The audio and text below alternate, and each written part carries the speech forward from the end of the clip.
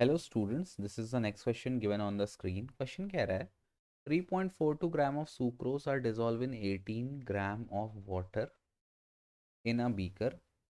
The number of oxygen atom in the solution are. अब सुनो यहाँ पे बहुत अच्छा सवाल दिया है। सुक्रोज के मॉलिक्यूल या वाटर के मॉलिक्यूल नहीं पूछ रहा है, ऑक्सीजन के एटम पूछ रहा है। तो देखो कैसे करोगे। पहले आप ये निकाल लो। अब देखो कुछ ऑक्सीजन सुक्रोस में होता है, कुछ ऑक्सीजन वाटर में होता है। पहले आप दोनों के फॉर्मूले लिख लो। वाटर का फॉर्मूला है H2O, मतलब एक मॉलिक्यूल में कितने ऑक्सीजन के एटम है, 1। फिर आप सुक्रोस का लिख लो फॉर्मूला, C12H22O11। ठीक। अब एक सुक्रोस मॉलिक्यूल में कितने ऑक्सीजन के एटम है, 11। तो पहले आप क्या करो, पहले आप नंबर ऑफ वाटर के मॉलिक्यूल निकाल लो। अच्छा, एक वाटर के मॉलिक्यूल में कितना ऑक्सीजन का एटम है, 1।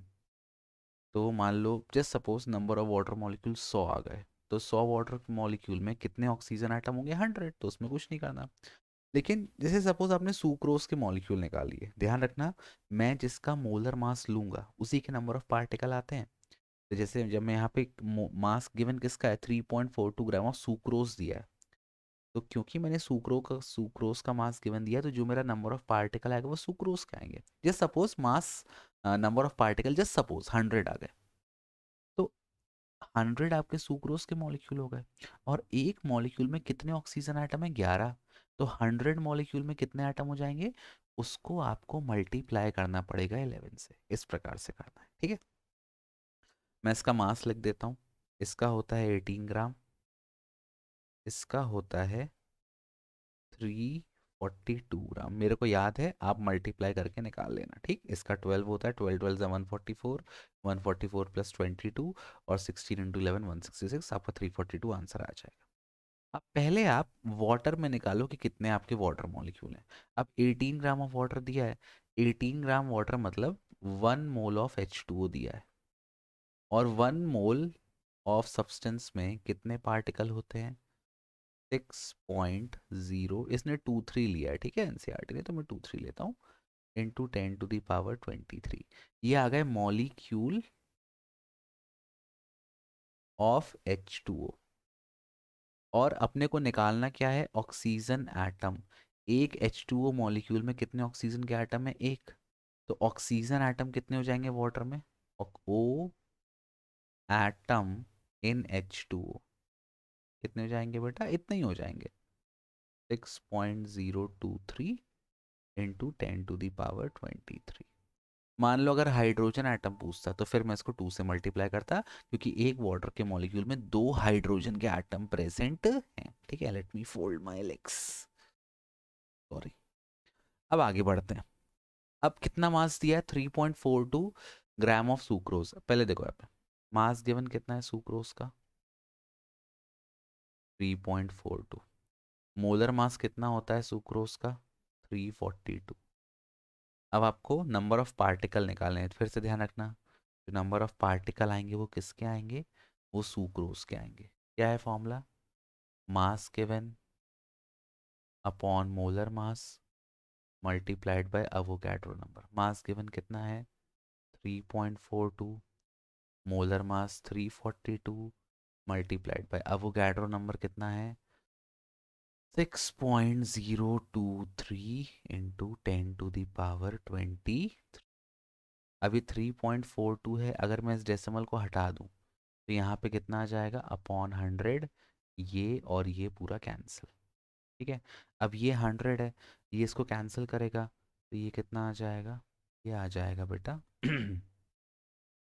अच्छा एक चीज़ ध्यान रखो, यहाँ पे क्या है ना कि ये पावर 23 है। अगर मैं यहाँ 100 से इस 23 को करता हूँ डिवाइड, तो 2 पावर कम हो जाएगी, फिर ऐड करने में दिक्कत जाएगी। तो इसको मैं कैसे करता हूँ, मैं इससे इसको कैंसिल नहीं करता हूँ, मैं डेसिमल यहाँ पे लगा देता हूँ। तो कितना हो जाएगा, देखो ध्यान से, 60.06023 इंटू 10⁻23, ठीक है। ये क्या आ गए, ये आ गए आपके मॉलिक्यूल ऑफ सुक्रोस। ध्यान रखना जिसका मैंने मास लिया है उसी के मॉलिक्यूल आते हैं, ठीक है। ये थोड़ा छुप गया, sorry, I am sorry for that. अब अपन हल्का आगे बढ़ते हैं। यहाँ देखो, अब आपको ऑक्सीजन के एटम निकालने हैं। अब क्या पता है आपको, आप फॉर्मूला ध्यान से देखो, ये फॉर्मूला C12H22O11। एक मॉलिक्यूल में कितने ऑक्सीजन के एटम है, 11। तो इतने मॉलिक्यूल में कितने ऑक्सीजन के एटम हो जाएंगे, इसको 11 से मल्टीप्लाई कर दो, या लिख दो number of oxygen atom in this must sucrose, this will be equal to, एक मॉलिक्यूल में है 11, तो इतने में इसको 11 से मल्टीप्लाई कर दो, 0.0623 इंटू 10⁻23। इसको आप मल्टीप्लाई करो बेटा, थोड़ा लंबा पड़ेगा, ठीक है। आप चाहो तो अपने ईज के लिए इसको और कैसे कर सकते हो, पहले इसका डेसिमल, अगर आपको दिक्कत जैसे जा रही है कि भाई डेसिमल का मल्टीप्लाई हो गया, इसके आप डेसिमल हटा दो, तो ये हो जाएगा 6023 अपॉन, डेसिमल का वन आया, 1 2 3 4 5, ये हो गया 10⁻5 इंटू 10⁻23। करो मल्टीप्लाई, 11 इंटू 6023, तो ये आ जाएगा 6023 और 6023, ये आया 3 3 2 5, ये आया 2, और ये आया 6, और ये आया 6 66253, तो ये बच गया, बन गया 66253 इंटू 10⁻23 अपॉन 10⁻5। अब आप डेसिमल लगा दो ये 10⁻5 का तो कितना हो जाएगा, ये हो जाएगा 0.6625 3 इंटू 10⁻23 ऑक्सीजन एटम। ये नंबर ऑफ ऑक्सीजन एटम आ गए आपके सुक्रोस में, ये इतने 0.6625 3 इंटू 10⁻20।